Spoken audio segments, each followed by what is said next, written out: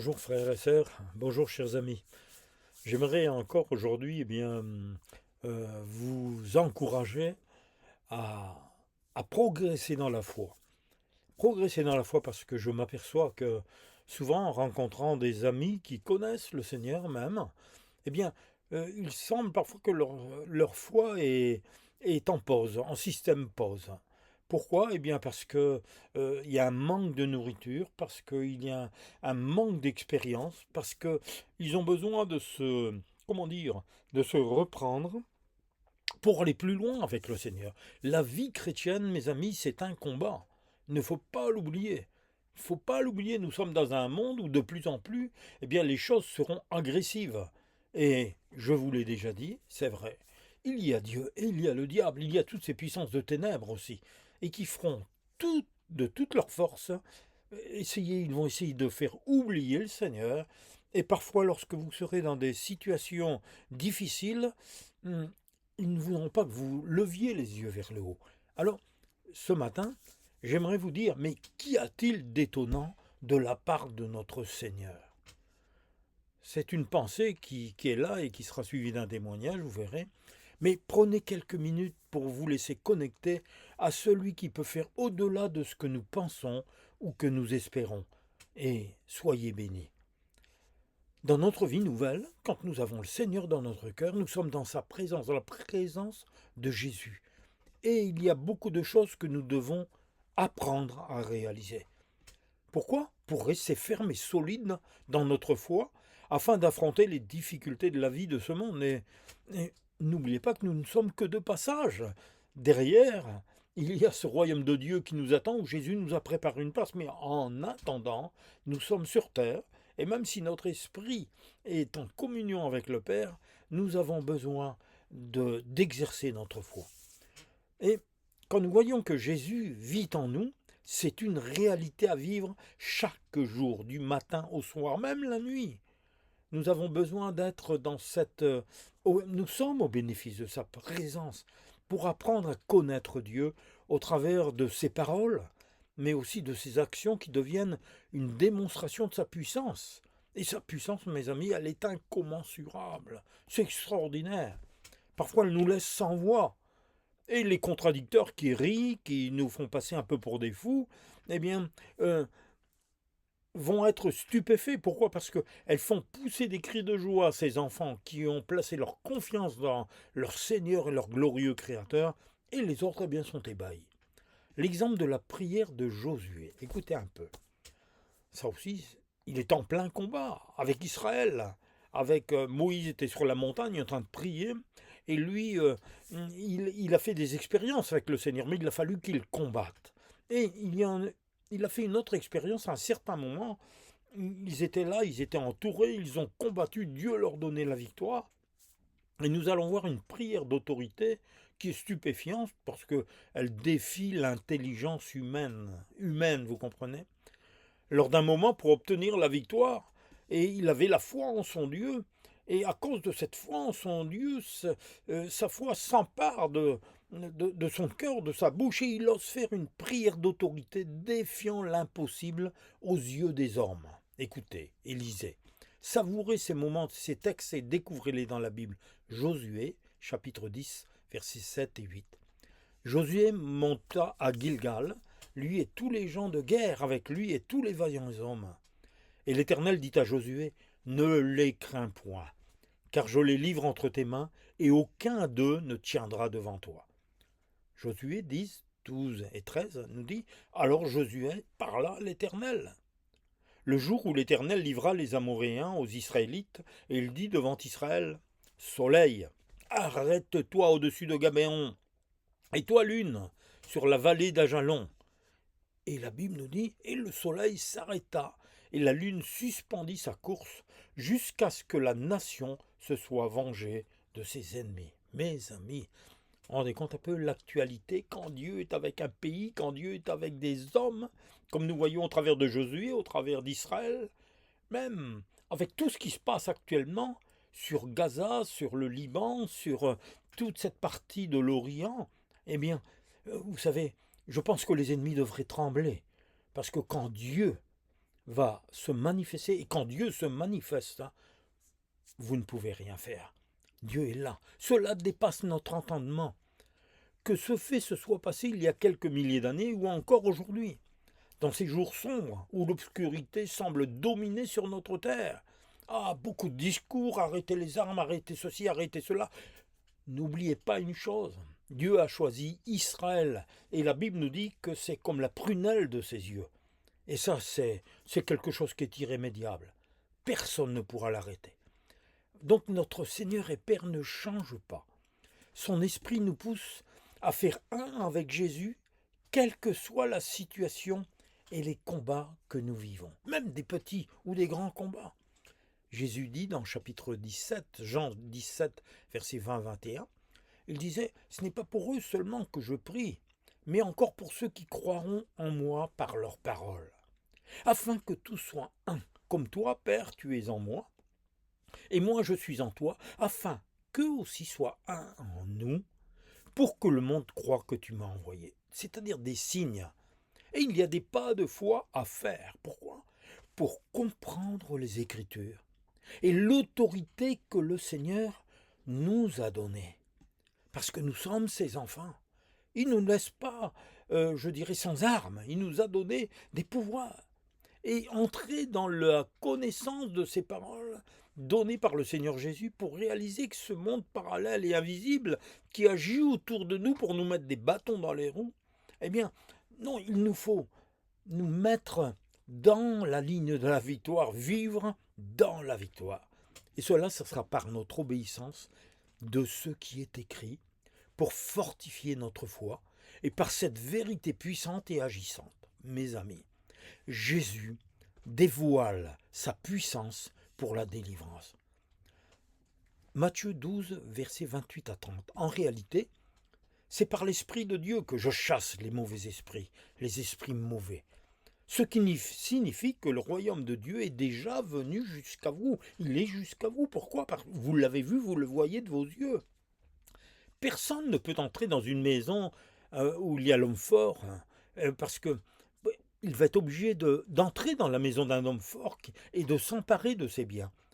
Mais d'abord, s'il n'a pas d'abord ligoté cet homme fort, mais après avoir ligoté, il peut s'emparer de tout ce qui est dans sa maison. C'est logique, c'est le bon sens. Et Jésus dira, celui qui n'est pas avec moi est contre moi, mais celui qui ne m'aide pas à rassembler disperse. Éphésiens 6, verset 12. Car nous n'avons pas à lutter contre des êtres humains, mais contre les puissances spirituelles mauvaises du monde céleste, les autorités, les pouvoirs et les maîtres de ce monde obscur. Qui mettent des voiles, qui mettent des écailles, même dans les églises. Il y a des serviteurs qui ne voient pas tout cela. Mais par la foi, nous devons lutter contre ces êtres invisibles et méchants. Ce ne sont pas des histoires de grand-mère. C'est une vérité. Et c'est notre foi en Jésus-Christ qui nous fera toujours triompher dans toutes nos détresses. C'est lui, notre Rédempteur, qui nous donne sa puissance dans l'action d'exploiter ses paroles et des paroles de délivrance devant tous nos ennemis. Et ça, c'est réservé à tous ceux qui ont la vie en eux de Jésus, c'est-à-dire des enfants de Dieu. Contre ces personnes sans corps, je répète et je le répéterai encore, des esprits mauvais qui gangrènent notre société. Nous le voyons tous les jours. Tous les jours, nous sommes assaillis par tout cela. Et on lutte avec des moyens, avec de l'argent, avec toutes sortes de choses. Mais ils se trompent de combat. Et ils essaient, je dirais aussi, de s'infiltrer de plus en plus dans les familles. Et nous voyons aussi dans des familles chrétiennes parfois. Et ils vont agir en maintenant les gens dans la peur et dans la dépendance des maux qu'ils vont subir. Oui, des situations de maladies de plus en plus troublantes, qu'on appelle orphelines, et qui veulent s'installer dans la vie quotidienne. Et pour comprendre et entrer dans cette compréhension d'événements, où bien souvent nous restons sans avoir de réponse logique et humaine, eh bien, il faut laisser notre esprit se laisser saisir par l'Esprit de Dieu pour se laisser éclairer. Et louer le Seigneur avec notre cœur en sachant qu'il nous a déjà bénis de toute bénédiction spirituelle à cause de notre union, écoutez bien, en Jésus-Christ, son Fils. Si vous avez fait votre union avec Jésus-Christ, son Fils, si vous lui avez donné votre vie, si vous avez accepté et que vous êtes né de nouveau, eh bien là, il se passe des choses. Éphésiens 1, 3 et 4. Paul disait, bénissons Dieu, le Père de notre Seigneur Jésus-Christ. Il nous a bénis en nous accordant toute bénédiction spirituelle dans les cieux, dans notre union avec le Christ. Avant la création du monde, Dieu nous avait déjà choisis pour être siens par le Christ, afin que nous soyons saints et sans défaut à ses yeux. Mes amis, ça c'est le travail du Saint-Esprit dans notre cœur. Il va agir avec nous, travailler avec nous. Et quand on vient à Jésus, eh bien, c'est vrai que parfois nous ne sommes pas délivrés de tout un passé en une fois. C'est pas un coup de baguette magique, c'est pas de la magie, c'est pas la baguette magique. Mais il faut du temps et pour cela il faut comprendre, apprendre à connaître Dieu en regardant, en plongeant nos regards dans la parole. Et parfois il peut y avoir des liens, des chaînes à casser et à chasser des démons pour en être délivrés en persévérant avec foi. Et en chassant jusque la victoire au nom de Jésus, le seul nom qui ait été donné parmi les hommes, parmi lesquels nous puissions être sauvés, délivrés, guéris. Votre confession en Christ et votre louange sont des armes puissantes contre les ténèbres. Adorez et exaltez de vous tout votre cœur le Seigneur Jésus. C'est vrai, la délivrance dans l'adversité, dans toutes sortes de détresse. C'est une chose qui est acquise par Jésus. Pourquoi ? À cause de sa mort sur la croix et de sa résurrection. Il a payé le prix. L'acte qui nous condamnait, eh bien, Jésus en a payé le prix pour que nous en soyons délivrés. Il n'y a plus aucune condamnation pour ceux qui sont en Jésus-Christ. Et c'est une victoire complète contre les puissances de ténèbres qui leur a été infligée, je dirais. Parce que la victoire était acquise par Jésus-Christ, à cause du sang de l'agneau, Jésus, qui était versé pour annuler les malédictions causées par le péché sur l'humanité. Mes amis, c'est accompli, frères et sœurs, c'est accompli. C'est accompli, cela doit être dans votre cœur, dans votre mental. Jésus a payé le prix de votre délivrance, de notre délivrance. Et il faut persévérer jusque la victoire. C'est un combat par la foi, pour avoir la victoire. Il s'est donné lui-même pour nous, dit la Bible, pour nous délivrer de tout mal. Tite chapitre 2, verset 14. Galates 3, 13 et 14. Christ nous a rachetés de la malédiction de la loi, étant devenu malédiction pour nous. Car il est écrit, maudit quiconque est pendu au bois. Mais afin que la bénédiction d'Abraham eût pour les païens son accomplissement en Jésus-Christ, pour que nous reçussions par la foi l'Esprit qui avait été promis. Nous sommes passés de la malédiction à la bénédiction, à la bénédiction, quand nous acceptons Jésus comme Sauveur, comme Seigneur. Il y a, je dirais, un ordre nouveau qui se fait en nous. Nous ne sommes plus cette vieille créature, nous sommes une nouvelle créature. Tout a été accompli par Jésus pour que chaque bénédiction nous soit accordée par notre foi.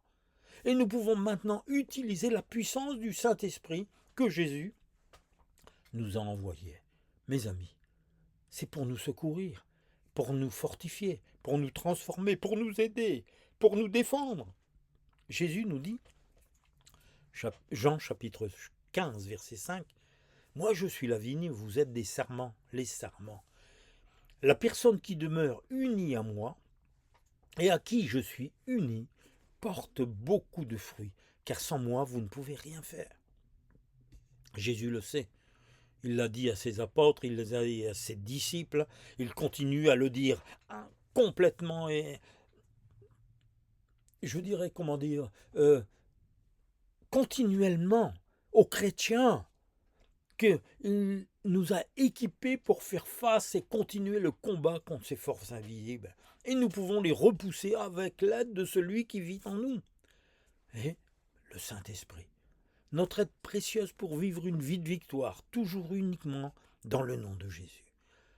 Jésus dit encore, de Jean chapitre 14, versets 26-27, « Le Père enverra en mon nom l'Esprit Saint, celui qui doit vous aider, il vous enseignera tout et il vous rappellera tout ce que je vous ai dit. Toutes ces paroles qui ont été écrites pour notre enseignement, pour nous communiquer la vie, eh bien, l'Esprit Saint nous les rappelle. Et il dira encore, je vous laisse ma paix, je vous donne ma paix. Je ne vous la donne pas comme le monde la donne, c'est pas cette paix-là. Non, ne soyez pas inquiets, n'ayez pas peur, c'est ma paix.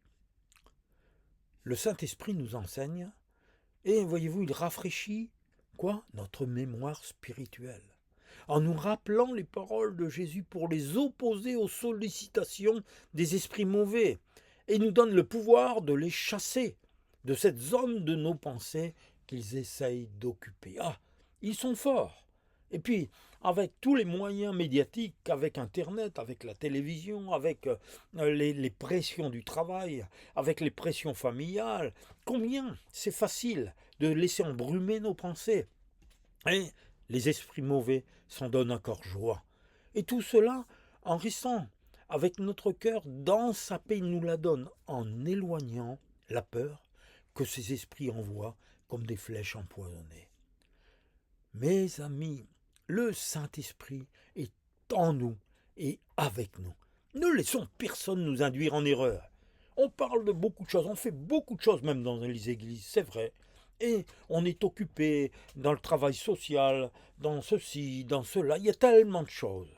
Mais ne laissons à personne de nous induire en erreur. C'est-à-dire, c'est à nous de les dominer et de rester les yeux fixés sur Jésus, sur sa parole, et de savoir et de le confesser qu'ils ont été vaincus à la croix. Alléluia. Vivons avec les paroles de Jésus. Croyons-les et mettons-les en pratique, et nous verrons les fruits et nous vivrons dans une vie de victoire. N'oublions jamais que nous détenons son autorité. Elle nous appartient. Jésus nous l'a donné. L'Esprit nous pousse à utiliser ce merveilleux pouvoir que Jésus nous a donné en son nom. Vous savez, ce n'est pas moi qui le dis, c'est la parole. Marc 16, 17. Voici les miracles qui accompagneront ceux qui auront cru. Ceux qui auront cru. En mon nom, ils chasseront les démons. Nous pouvons combattre par la prière et utiliser sa parole avec foi, avec une autorité nouvelle qu'il nous a donnée, que nous insuffle le Saint-Esprit qui agit et il va agir au travers de nos paroles. C'est nous qui allons les prononcer. Et je veux vous partager un témoignage. Oh, bien sûr, certains vont dire, mais il est un peu fou aux yeux des hommes. Mais je vous assure qu'il est fortifiant pour ceux qui croient en Jésus. Et c'est une vraie dynamite. Il y avait deux frères, deux amis qui étaient frères aussi en Jésus-Christ, qui sont partis pour leur travail et ont une exposition de leur matériel dans une foire internationale. Et cela, c'était dans un pays particulier au Maghreb. Et ils devaient récupérer ce matériel de démonstration qui était au service de douane. Et ce pays, n'oublions pas, il était musulman, complètement musulman. Et en tant que chrétien, il ressentait des barrières invisibles pour reprendre ce matériel. Il y avait toujours une opposition et il voyait le temps qui s'écoulait. Et l'installation qui devait se faire le lendemain semblait en mauvaise posture. Au bureau des douanes, beaucoup de monde ce vendredi après-midi. Et l'interprète même qu'ils avaient été dépassés par les événements, car l'inspecteur ne voulait pas sortir leur dossier, et puis sans signature de sa part, pas de matériel, pas de foire, et leur travail était compromis. Ah mes amis, prenant la situation en main avec l'aide de celui qui vit en eux, l'un des deux dit à son ami, écoute, allez prions. Ils se sont mis dans un coin, ils ont prié. Et là, il disait, bien écoute, nous sommes deux, toi tu vas rester là en prière, tandis que moi j'irai voir l'inspecteur. Et c'est en priant en langue et en prenant son courage à deux mains qu'il se frayait un passage jusqu'au bureau de l'inspecteur, malgré les contestations de leur interprète, qui avait peur des réactions de l'inspecteur et des conséquences de, pour lui, un abus de pouvoir. Il arrive devant la porte du bureau était entr'ouverte. Il frappait. Pas de réponse. Il frappait de nouveau. Et là, par contre, il entrait. L'inspecteur était là, assis, les regardant ses papiers, sans lever la tête et sans dire un mot. Il semblait ignorer l'intrus qui était entré dans son territoire. « Bonjour, monsieur l'inspecteur, dit-il. Je viens chercher le dossier pour notre exposition pour la foire qui va avoir lieu demain. Il nous faut absolument le matériel qui se trouve dans votre entrepôt. Et je vous remercie de confirmer le document de sortie avec votre signature. » Toujours aucune parole. Mais lui, il continue à prier intérieurement en sachant l'autorité que Jésus lui avait donnée contre des esprits invisibles, mais réels en opposition.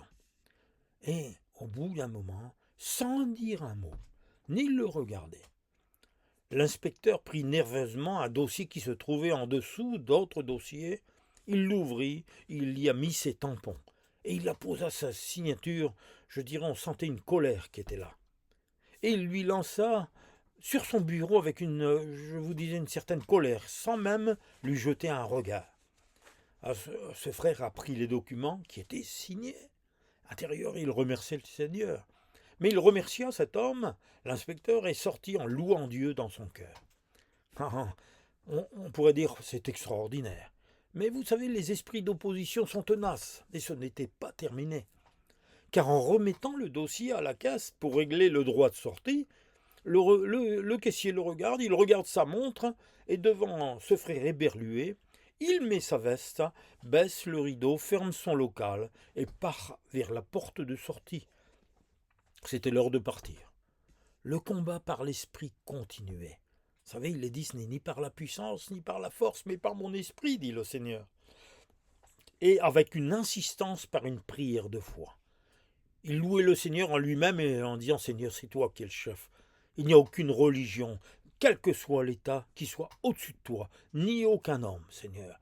Seigneur, j'ai confiance en toi. Et il savait en lui-même que c'est le Seigneur qui est assis sur son trône. Et c'est lui qui règne, et il le confessait.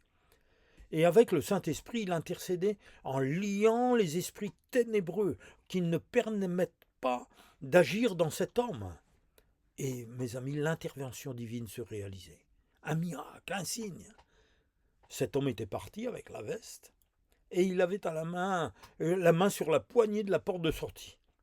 Et puis là, il s'est arrêté comme paralysé, et il a refermé la porte même avec colère qu'il venait d'ouvrir. Il revient à son local, il enlève sa veste, il ouvre le rideau, et devant les yeux ébahis de nombreuses personnes qui attendaient aussi, il appelle en montrant du doigt le frère qui devait régler la taxe sans un mot.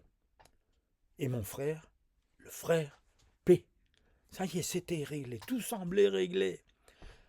Des louanges dans le cœur pour sa puissance qui était rendue visible dans cette intervention par des choses qu'on ne peut pas expliquer. Jésus est vraiment le sauveur. Mais mes amis, l'adversaire n'avait pas encore dit son dernier mot.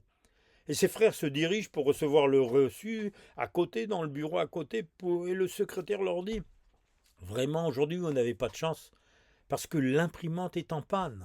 Regardez, elle ne fonctionne pas. » Il y a eu une irritation, mais il devait y avoir une décision urgente et un peu folle. Et l'un des frères, a posé ses mains sur la machine en lui ordonnant de fonctionner. Mes amis, cette machine s'est remise à fonctionner. Ils ont reçu leur papier, ils ont pu se rendre au dépôt, récupérer le matériel in extremis, et le lendemain, ils ont exposé à la foire. Genèse chapitre 18, verset 14 dit « Y a-t-il quoi que ce soit d'étonnant de la part de l'Éternel ?» Nous avons besoin de prendre conscience de la puissance de Dieu et de ce que nous possédons. Le savoir intellectuel ne suffit pas, l'écouter ne suffit pas. Il faut agir selon ce que nous souffle l'Esprit de Dieu pour que cela produise des résultats. Cette autorité qui nous appartient n'est pas le bien de quelques élus seulement, mais pour tous ceux qui sont nés de nouveau et qui obéissent à la parole de Dieu, qui la croient. Mes amis, frères et sœurs, quelle que soit la situation opaque que vous vivez dans votre travail, les attaques qu'il y a dans votre famille, qu'il y a autour de vous, des attaques aussi dans votre corps, dans vos pensées, je vais vous dire une chose, osez prier. La prière qui semble impossible à vos yeux, mais que Tout est possible avec le Seigneur. Proclamez devant ces autorités invisibles avec foi votre détermination à en finir avec eux, avec le pouvoir que le Seigneur Jésus vous a donné dans le merveilleux nom de Jésus. Et vous aussi, à ce moment-là, vous direz, mais y a-t-il quoi que ce soit qui soit étonnant de la part de l'Éternel? Soyez en paix, remplis de sa présence pour vivre des instants de bénédiction dans un esprit de louange et de réversiment qui augmenteront votre désir de le connaître encore plus et vous inonderont du vrai bonheur. À Dieu seul, par le Seigneur Jésus-Christ, soit la gloire, la puissance et l'honneur et le règne pour l'éternité. Soyez bénis, mes amis. Amen.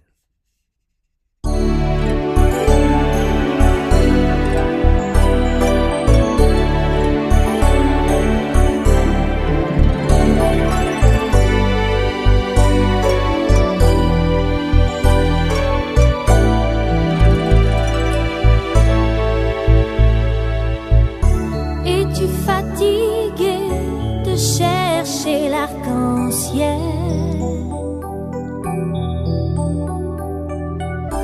Es-tu fatigué de chercher le soleil? Laisse tes ennuis, les soucis de ta vie aux pieds de Jésus, abandonne-les.